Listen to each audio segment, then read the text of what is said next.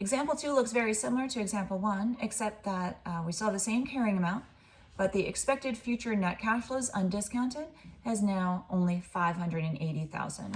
So step 1, determine whether an asset might have been impaired. Yes, it might have.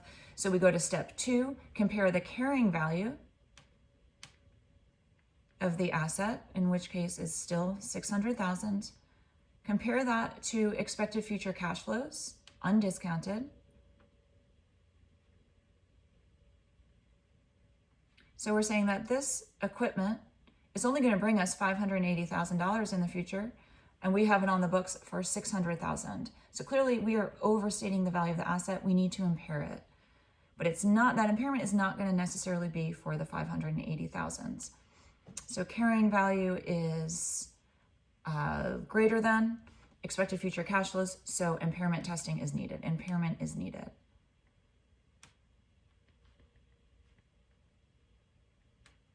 Okay, so let's go back to our example and see what is the asset's fair value. We need to know, assume that the asset has a fair value of $525,000. We're going to need that data in order to continue this problem. So step 3, the impairment test. So here was step 2. Step 3, let's calculate the amount of the impairment.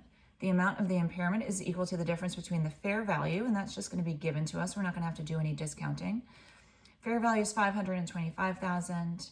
That's what we want our asset to be reported at on the balance sheet, is the $525,000. That's what we want the new carrying value to be. So we're going to force it to be that by subtracting out what the carrying value currently is of $600,000.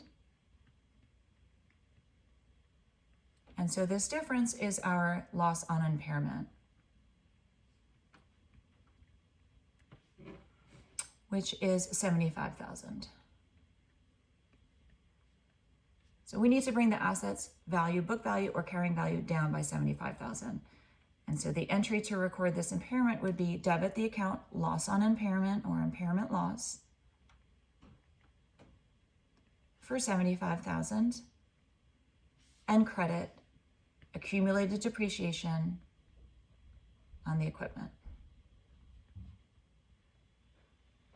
for $75,000. Now notice that even though I showed this loss in parentheses, it will, as long as the fair value is less than the carrying value, this is always, we're not going to book our journal entry with a negative.